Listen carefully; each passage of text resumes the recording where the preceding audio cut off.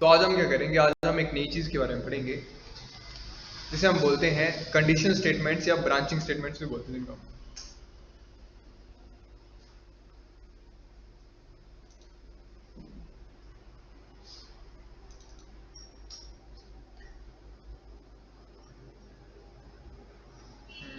नई फार्मूला रखते हैं हमें।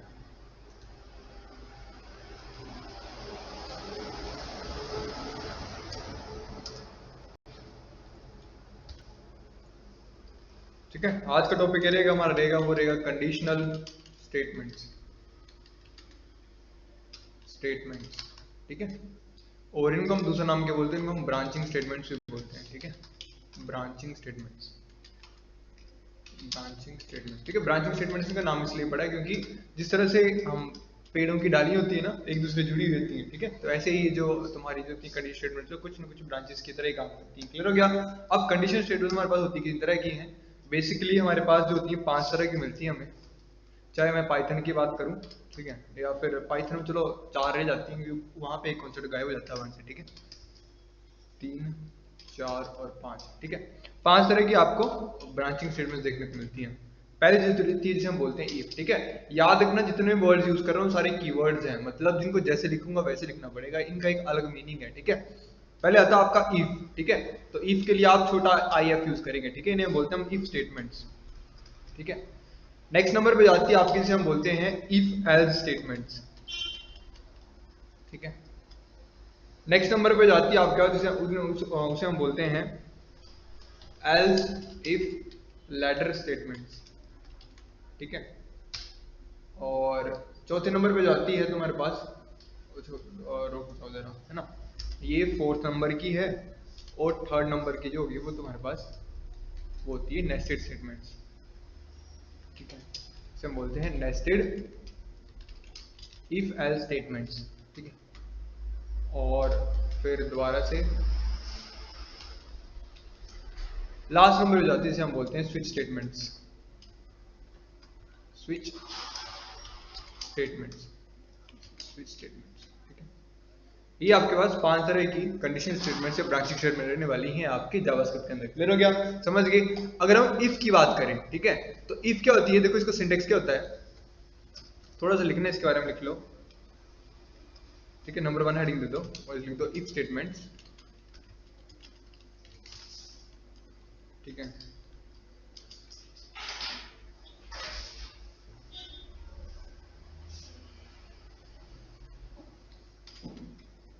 देखो इन the if statement,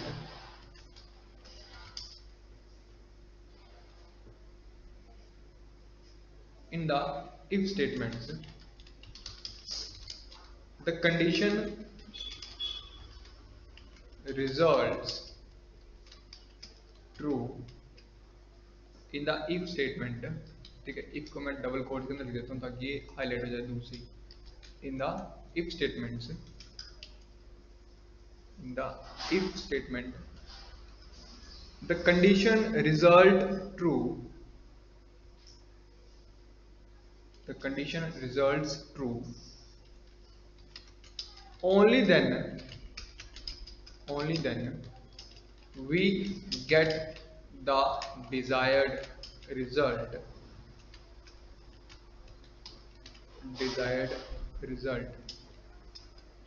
and the condition is false,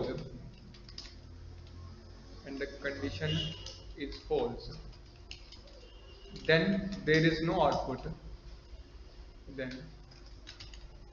there is no output for that case। ठीक है, मेन देखो क्या होता है, सिंटेक्स लिखो इसका कि इफ स्टेटमेंट को हम यूज कैसे करते हैं। देखो सिंटेक्स में क्या आएगा, सबसे पहले आता है आपके पास इफ कीवर्ड। कौन सा कीवर्ड? If keyword. ठीक है, और इफ कीवर्ड के बाद लगती है ब्रैकेट। ठीक है, पैरेंथेसिस वाली ब्रैकेट जो होती है, इसमें आएगी आपकी कंडीशन, और इस कंडीशन के बेसिस पे यहां पे आ जाएंगे आपकी कर्ली ब्रेसेस। ठीक है, curly braces on, curly braces of. ठीक है, जब आपकी कंडीशन ट्रू होगी ठीक है। तो जो भी स्टेटमेंट्स जो होंगी आपकी बॉडी के अंदर होंगी, ठीक है, स्टेटमेंट्स,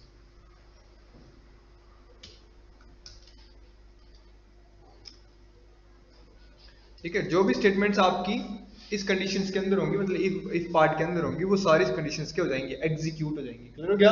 मतलब जैसे ही तुम्हारी कंडीशन का रिजल्ट क्या आ गया, ट्रू आ गया, तो ये वाला जो बॉडी ऑफ द पार्ट है इफ का, ये क्या हो जाएगा, एग्जीक्यूट हो जाएगा, ठीक है। और जैसे ही ये वाला कंडीशन फॉल्स हो गई तो ये कुछ भी रिजल्ट नहीं देगा, समझ गए? मतलब इफ में याद रखना कि सिर्फ किसके साथ वर्क करता है, works only with the true condition, ठीक है, याद रखने से, works only with true condition, ठीक है, ये बात याद रख लेनी आप लोगों ने। क्लियर हो गया? साथ में आपको यहां पे एक चीज और मिलेगी, वो चीज भी लिख लेनी है,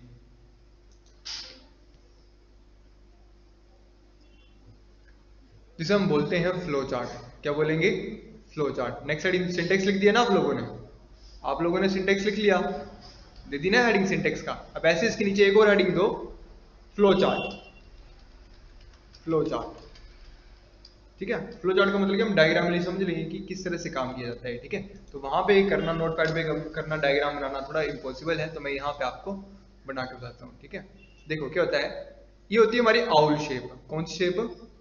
आउल शेप, ठीक है। आउल शेप क्या बताती है, हमारे प्रोग्राम का टर्मिनेशन पॉइंट, मतलब स्टार्टिंग और एंडिंग जो होती है प्रोग्राम की, वो हमेशा आउल शेप से जो हम रिप्रेजेंट करवाते हैं। क्लियर हो गया? तो हो गया मेरा प्रोग्राम, क्या हो गया मेरा प्रोग्राम स्टार्ट, ठीक है, मतलब प्रोग्राम जो रन हो रहा है, ठीक है। जैसे रन हो रहा है तो यहां से किसी न किसी तरह की इनपुट लेगा, ठीक है। ये जो पैरेललोग्राम वाली डायग्राम जो है, ये कहती है आपकी इनपुट्स और आउटपुट्स के बारे में। किसके बारे में? इनपुट्स, ठीक है भाई साहब को, ठीक है, इनपुट्स या आउटपुट्स के बारे में बताती है आपको, ठीक है, पैरेललोग्राम वाली जो आपकी ये डायग्राम होती है, ठीक है। तो ये बताएगी आपको इनपुट या आउटपुट के बारे में। क्लियर हो गया? जैसे इनपुट मिलेगी, मतलब वेरिएबल्स को जो इनपुट चाहिए, जो हम लिखते हैं रन टाइम के ऊपर, समझ रहे हो, वो चीज बोल रहा है। जैसे इसको इनपुट मिल गई तो नेक्स्ट क्या करता है, ये करता है कंडीशन चेक, ठीक है। ये जो डायमंड शेप होती है ना, याद रखने किसके लिए होती है, डिसीजन मेकिंग के लिए होती है ये डायमंड शेप जो है, ठीक है। यह होती है आपकी कंडीशन, क्या होगी, कंडीशन। और ये जो आपके एरो बता रहे हैं, ये क्या बता रहे हैं, आपके फ्लो ऑफ द प्रोग्राम बता रहे हैं कि आपका प्रोग्राम किस फ्लो में चल रहा है। क्लियर हो गया? अब ये रही मेरी कंडीशन। अब एक कंडीशन चेक होगी, मतलब जो वेरिएबल की वैल्यू यहाँ एंटर की उसके बाद कंडीशन मैच होगी, ठीक है। अगर रिजल्ट ट्रू आता है इफ के केस में, ठीक है, अगर रिजल्ट ट्रू आ गया तब क्या होगा, आपका जो स्टेटमेंट लिखी हुई है, ठीक है, ये रेक्टेंगल क्या बताता है आपका, ये रेक्टेंगल वाला पॉइंट ये बताता है आपका स्टेटमेंट्स के बारे में। किसके बारे में? स्टेटमेंट्स के बारे में, ठीक है। याद रखना, जो रेक्टेंगल वाला बॉक्स होता है वो किसके बारे में बताता है, स्टेटमेंट्स के बारे में। डायमंड शेप बताता है डिसीजन कंट्रोल के बारे में। जो आपका पैरेललोग्राम होता है वो बताता है इनपुट आउटपुट के बारे में। और जो आउल शेप होती है बताता है आपका टर्मिनेशन के बारे में, मतलब स्टार्ट है ऑटोमेटिकली। क्लियर हो गया? देखो यहाँ पे इफ की जब हम बात करें तो इफ में क्या होता है कि जब कंडीशन ट्रू होगी ना, सिर्फ तभी हम क्या कर सकते हैं, स्टेटमेंट प्रिंट होंगे, और प्रिंट होने का हम कहाँ आ जाएंगे, हम बाहर आ जाएंगे। ये एक और आउल शेप आ गई, ठीक है, ठीक है। ये थोड़ा गलत बन गया, ठीक है। यहाँ पे आउल शेप आ जाएगी, ठीक है, ये क्या हो जाएगा, एग्जिट हो जाएगा, ठीक है। अगर कंडीशन ट्रू होती है तो वो इस फ्लो में चला जाएगा। इस फ्लो में जाने के बाद क्या करेगा, जो भी यहाँ स्टेटमेंट लिखी होंगी वो सारी प्रिंट हो जाएंगी। और स्टेटमेंट प्रिंट होने के बाद क्या होगा कि मेरा प्रोग्राम जो होगा वो एग्जिट हो जाएगा, ठीक है, समझ गए। और स्टेटमेंट रन हो जाएंगी, उसके बाद मेरा प्रोग्राम जो होगा एग्जिट हो जाएगा। और कंडीशन बाय चांस फॉल्स आती है तो कंडीशन फॉल्स आएगी। जब कंडीशन फॉल्स आएगी तो इस साइड कोई भी कंडीशन, कोई भी स्टेटमेंट नहीं होंगी हमारे पास, जिसकी वजह से क्या हो जाएगा कि जैसा लिखा है वैसे का, मतलब कुछ भी नहीं होगा, किस तरह का कोई एग्जीक्यूशन नहीं होगा। क्लियर हो गया? समझ लियो, ये है तुम्हारा इफ का केस। इफ के केस में क्या होता है कि जब कंडीशन ट्रू होगी सिर्फ तभी तुम्हारा ये वाली स्टेटमेंट एग्जीक्यूट होगी, अदरवाइज कुछ भी नहीं होगा। क्लियर हो गया? ये था तुम्हारा इफ केस। एग्जांपल लिख लो, ठीक है, एग्जांपल लिखो इसका। एग्जांपल लिखो, write a program to check whether you are eligible to vote or not, whether you are whether you are eligible to vote or not.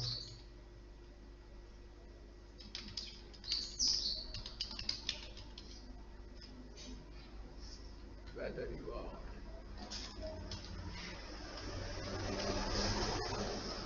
at run time लिख देना आगे, at run time, ठीक है। अब देखो यहाँ पे ना आपकी कंडीशंस बनेगी, ठीक है, कंडीशंस बनाने आपको खुद आना चाहिए।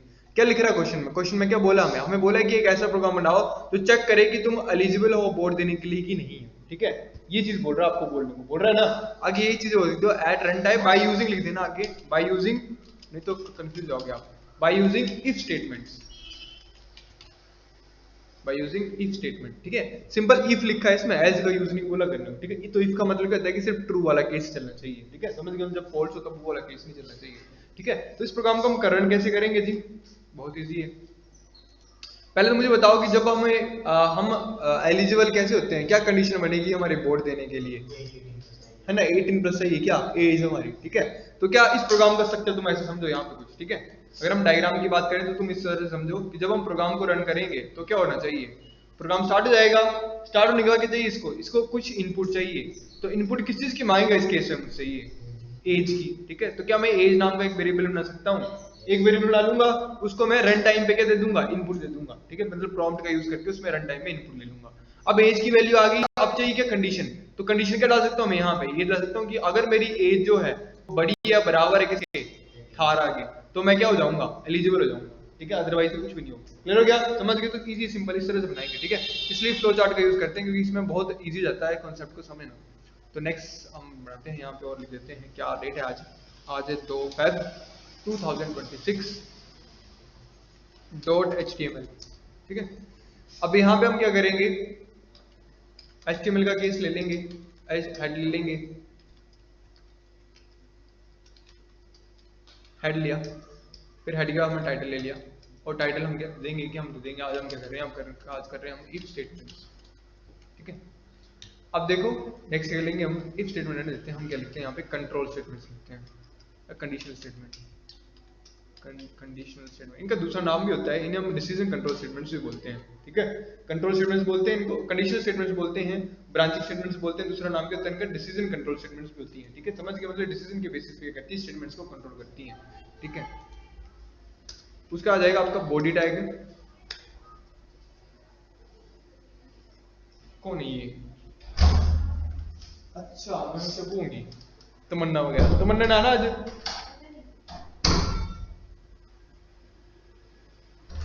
आवाज सुनी, तमन्ना वही लगी थी। मैंने तमन्ना आई, तमन्ना, निकिता, भेजो उनको तो क्लास में। टाइमिंग क्या है क्लास की? गुड मॉर्निंग, चलो कमीज तो चलो। क्लास की टाइमिंग क्या है आज? मतलब ऐसे कब पहुंच रहे हो तुम लोग? 11 बजे। क्यों 11 बज रहे हैं? 10:30, 11:30 हो रहे हैं। पिछला काम भी नहीं बताया अभी तुम दोनों ने। और पिछले जितनी भी क्लासेस हुई हैं हमारी, किसी को ग्रुप में आया इनका मैसेज? कुछ आई इनके ग्रुप में? अभी हमने रेड करके फोटो ले लेंगे।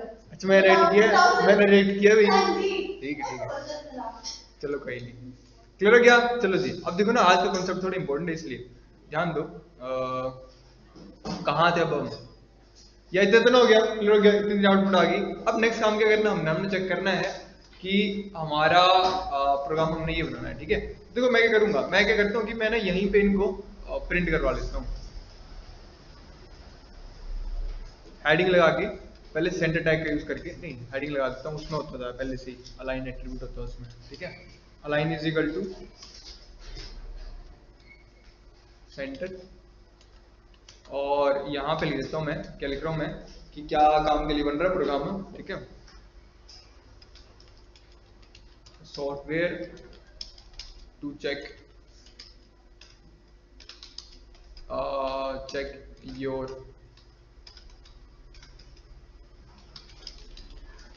वोटिंग एलिजिबिलिटी, ठीक है। इस तरह से सेव करते हैं, रन करते हैं, जरा कैसा आउटपुट आ रही है, ठीक है। आगे लिखो सामने बीच में, ठीक है। अब इस तरह से नीचे हम इसका रिजल्ट वगैरह जो लिखना होगा वो लिख लेंगे, ठीक है। अब करना है जावास्क्रिप्ट का काम, तो जावास्क्रिप्ट के लिए हमें क्या करना पड़ेगा? यहाँ पे हमें स्क्रिप्ट टैग लगाना पड़ेगा, लगा दिया। अब देखो सबसे पहले मुझे क्या चाहिए? मुझे एक वेरिएबल चाहिए एज के लिए, तो मैंने क्या लिखा? मैं लिखा let age is equal to, और प्रॉम्प्ट के थ्रू चाहिए, और प्रॉम्प्ट में क्या आना चाहिए? एज हमारी नंबर होती है, ठीक है। तो यहाँ लिख दूंगा मैं कि नंबर में आउटपुट इनपुट आनी चाहिए, ठीक है। और प्रॉम्प्ट में क्या लिख दूंगा? मैं लिख दूंगा enter your age, enter your age, enter your age, ठीक है, इस तरीके से लिख दिया मैंने। अब एंड में क्या लग जाएगा, सेमीकोलन लगाना कंपलसरी है। क्लियर हो गया। अब रिजल्ट बताना मुझे इसको कि you are eligible to board, मतलब आप एलिजिबल हैं बोर्ड के लिए कि नहीं है, ठीक है, समझ गए। तो चेक करते हैं कैसे लिखा है। हम यहाँ पे देखो, पहले मैंने क्या लिखा, ठीक है, देखो इतना काम हो गया मेरा ना, इतना काम हो गया कि मैंने इनपुट ले ली। अब इनपुट के बाद क्या करना, सिर्फ कंडीशन चेक करनी है ना, और कंडीशन ट्रू होगी तो मुझे यहाँ आ जाएगा अपने आप ही। तो देखो क्या करना मुझे, सबसे पहले क्या लगाऊंगा, इफ स्टेटमेंट लगाऊंगा। इफ के बाद क्या आती है, कंडीशन, ठीक है, और कंडीशन के बाद क्या आएगी, यहाँ पे आ जाएंगी ब्रैकेट्स, ठीक है, इस तरीके से। अब इनको दोनों को थोड़ा आगे कर लेते हैं, मूव ऑन, ठीक है, इस तरीके से। क्लियर हो गया, इस तरीके से आ जाएंगे। क्लियर हो गया। अब कंडीशन क्या लगानी है मुझे, देखो मैंने क्या लिखना कि अगर जो मेरा एज वेरिएबल है, याद रखना कि जो भी बीच में कंडीशन का वेरिएबल यूज कर रहे हैं ना, उसकी स्पेलिंग और वेरिएबल की स्पेलिंग सेम होनी चाहिए, समझ रहे हो। मतलब मान चलो कि मैंने यहाँ वेरिएबल लिया होता है ए, और यहाँ मैं लिख रहा हूँ age greater than equal to 18, ठीक है, तो वो कंफ्यूज जाना था क्योंकि उसको एज की तो वैल्यू मिलनी नहीं थी। क्लियर हो गया, समझ गए। तो अगर तुम ए ले रहे हो तो यहाँ पे तुम्हें ए यूज करना पड़ेगा, लेकिन अभी मैंने एज यूज किया है तो ऊपर भी एज यूज करूंगा, ठीक है।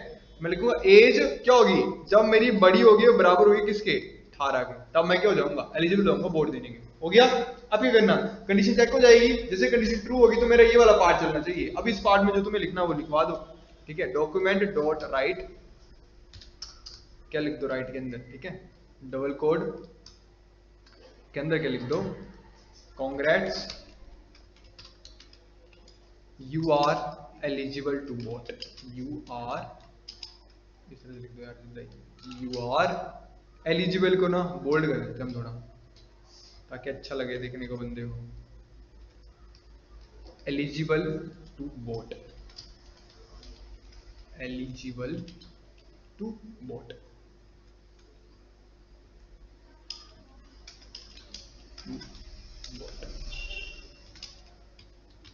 ठीक है, इस तरीके से। और एंड में सेमीकोलन लगाना कभी नहीं भूलना।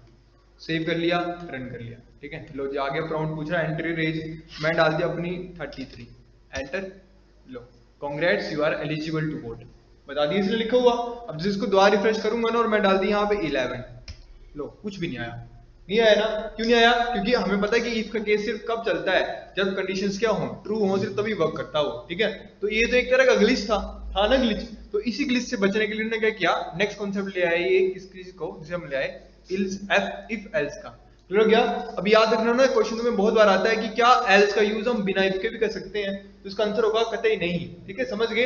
एल्स का यूज सिर्फ और सिर्फ हम तभी कर सकते हैं जब साथ में क्या हो, इफ हो, ठीक है। और अगर क्वेश्चन ये आया कि क्या हम इफ का यूज बिना एल्स के कर सकते हैं, तो इसका आंसर क्या होगा, हाँ जी कर सकते हैं। क्लियर हो गया, समझ गए। तो यहाँ पे इफ एल्स का मतलब क्या है, कि एल्स का मतलब फॉल्स आएगा, मतलब उस केस के लिए बना है जब आपकी स्टेटमेंट क्या जा रही, रिजल्ट फॉल्स में रिजल्ट दे रही है, ठीक है। तो उस केस में भी अगर आपको कोई ना कोई स्टेटमेंट प्रिंट रिटर्न करवानी है तो आप एल्स का यूज कर सकते हो। क्लियर हो गया, समझ गए। अब देखो क्या होगा, यहाँ पे लिख देता हूं, यहाँ पे चेक कर लो, if else statement second part जैसे उसका हेडिंग लिखो, in the if statement the condition results true only then we get the desired result, ठीक है। एंड यहां लिख लो आगे, and when the condition is false then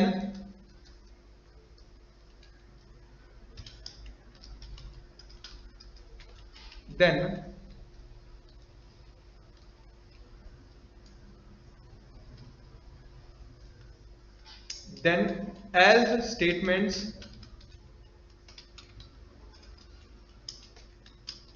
are executed. नहीं रुक जाओ, condition is false then else statements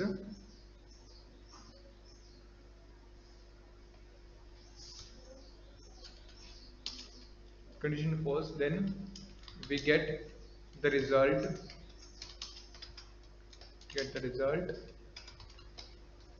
from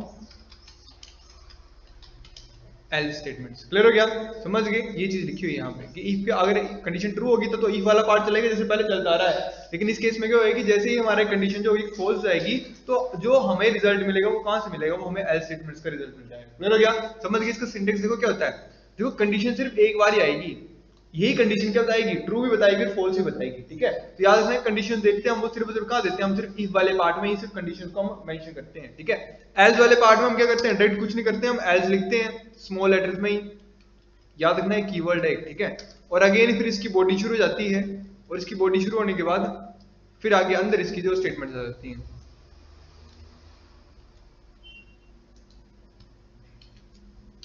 clear हो गया। इस तरह से यहाँ आगे लिख देता हूँ मैं स्टेटमेंट्स 1 और यहाँ लिख देता हूँ मैं 2, ठीक है। इस तरीके से समझ गए। मतलब ट्रू वाला अगर कंडीशन ट्रू होगी तो कहाँ चलेगा, ये यहाँ चल पड़ेगा, और अगर कंडीशन फॉल्स होगी तो कहाँ जंप कर देगा, ये यहाँ जंप कर देगा। क्लियर हो गया, समझ गए। इस तरह से आपका इफ एल्स चलता है। अब नेक्स्ट हेडिंग दे दो इसकी क्या, फ्लो चार्ट। तो फ्लो चार्ट भी इजी, कुछ नहीं है। फ्लो चार्ट में क्या होगा कि ट्रू वाला आंसर तो मिल ही रहा था, एल्स वाला क्या करेगा, एल्स वाला जहां पे आपका एल्स वाले केस में बिल्कुल खाली रिटर्न हो रहा था, वहां पे आप क्या कर देगा, ये यहाँ पे एक स्टेटमेंट वाला बॉक्स बना देगा, और उस बॉक्स में क्या कर देगा, उन स्टेटमेंट्स को रिटर्न करवा देगा, ठीक है। अब आज के बाद आज आप इतने में इसको बढ़िया से अपना वो करो, मास्टर करो, है ना। इसके मैं तुम्हें बढ़िया से क्वेश्चन देता हूँ, इसके बहुत क्वेश्चन आएंगे तुम्हें अपने पास। पहले इन पे थोड़ी मास्टरी करो अपनी, उसके बाद हम नेक्स्ट चलेंगे, ठीक है। लेकिन इस हफ्ते में हमें दोनों चीजें खत्म करनी है, कंडीशन स्टेटमेंट्स भी और फ्लो चार्ट्स भी, और सॉरी लूपिंग भी ना। ये दोनों कॉन्सेप्ट खत्म करने हैं इस हफ्ते में, और इसी हफ्ते में मेरे को लग रहा है तुम्हारा प्रैक्टिकल भी हो जाएगा वो लेवल का, ठीक है। तो ध्यान देना थोड़ा बस। क्लियर हो गया, समझ गए। तो कंडीशन ट्रू होगी तो ये वाला पार्ट, फॉल्स होगी तो ये वाला पार्ट, ठीक है। तो अगर हम बात करें इसके प्रोग्राम की, तो प्रोग्राम भी तुम लोग सिंपल ऐसे लिख लो, whether you are eligible to vote or not at runtime by using if else statement, by using if else statements, ठीक है। समझ गए। अब क्या करना, कुछ नहीं करना, इस कोडिंग को आगे थोड़ा सा अपडेट करना है। जहां if वाला पार्ट लगा दिया वहां पे उसका क्या लगा दो, else वाला पार्ट लगा दो, और else वाले पार्ट के अंदर क्या लिख दो, वही लिख दो डॉक्यूमेंट डॉट राइट, और यहाँ पे लिख दो, इसी को कॉपी कर लेता हूँ डायरेक्टली,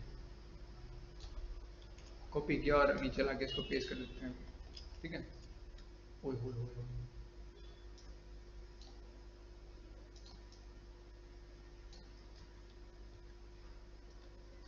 ठीक है। अब यहाँ कांग्रेस लिखा तो यहाँ क्या लिख देंगे, सॉरी, और यहाँ लिख देंगे you are not eligible to vote, इस तरीके से, है ना। You are not eligible to vote, बस सेव करेंगे, रन करेंगे, ठीक है। आ गया। अब मैं लिख रहा यहाँ पे 11 एंटर किया तो sorry you are not eligible to vote, है ना। और अगर मैंने क्या कर दिया, इसको दोबारा रिफ्रेश करके मैंने क्या कर दिया, यहाँ पे करके मैंने इसको यहाँ 35 कर दिया, तो वो आ गया congrats you are eligible to vote. और जब मैं 18 डालूंगा तो अब क्या आएगा,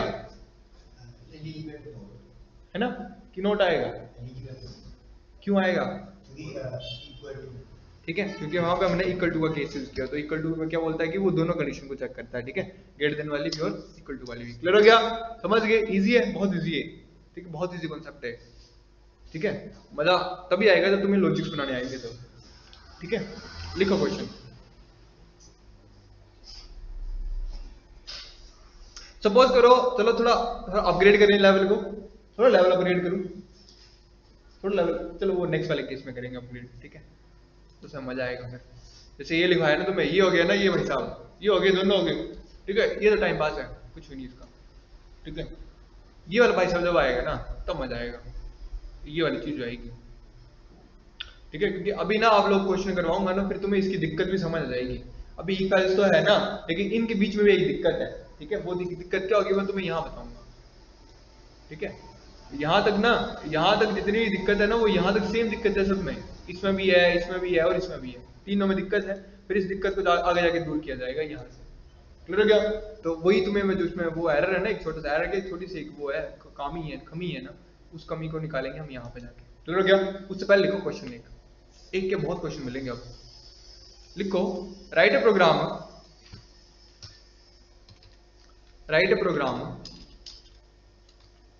to check whether entered number is even or odd at runtime by using if else statement, ठीक है। और तुम लोगों ने अर्थमेटिक ऑपरेटर पढ़ लिए हैं, रिलेशन ऑपरेटर पढ़ लिए हैं, लॉजिकल ऑपरेटर पढ़ लिए हैं, ठीक है। जितने भी क्वेश्चन आ रहे हैं, चाहे ये क्वेश्चन है, ये सारे क्वेश्चन तुम्हें कहाँ से आएंगे? सिर्फ और सिर्फ वहीं से आएंगे, अर्थमेटिक से, रिलेशन से। लॉजिकल वाला कॉन्सेप्ट अब नहीं आएगा इन क्वेश्चनों में, ठीक है। लॉजिकल वाला कॉन्सेप्ट तुम्हें मिलता है यहाँ पे, ठीक है, इस वाले कॉन्सेप्ट में मिलेगा। उससे पहले जितने क्वेश्चन है वो सिर्फ arithmetic relation, arithmetic relation, arithmetic relation, ठीक है। इन्हीं से लॉजिक बनाने हैं, ठीक है। हो गया, इवन ऑड वाला हो गया, ठीक है जी। नेक्स्ट लिखो, write a program to check whether entered number is divisible by 3 or not, ठीक है। और सेम ऐसे ही सेम क्वेश्चन लिख लो, डिविजिबल बाय 5 और नॉट,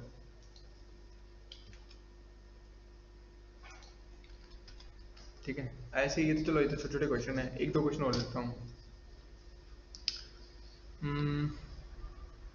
कौन सा क्वेश्चन दूँ?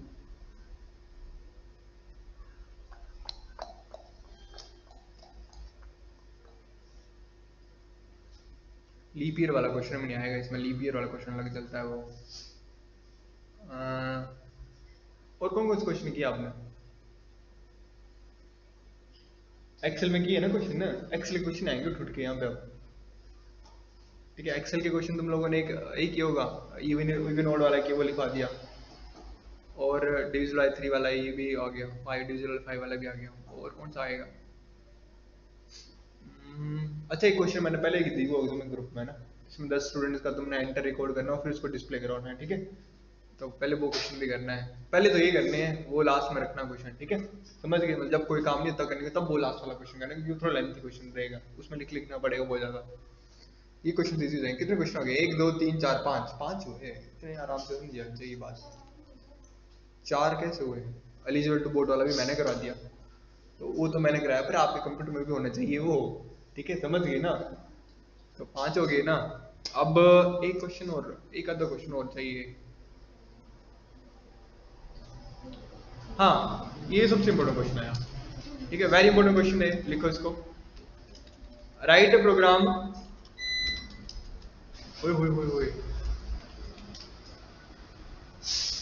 To find the biggest number, to find the biggest number between 2 numbers, ठीक है, एट रन टाइम, ठीक है। बस जी, बस हो गया काम खत्म, फटाफट बंद करते हैं इसको, और एक क्वेश्चन करो फटाफट।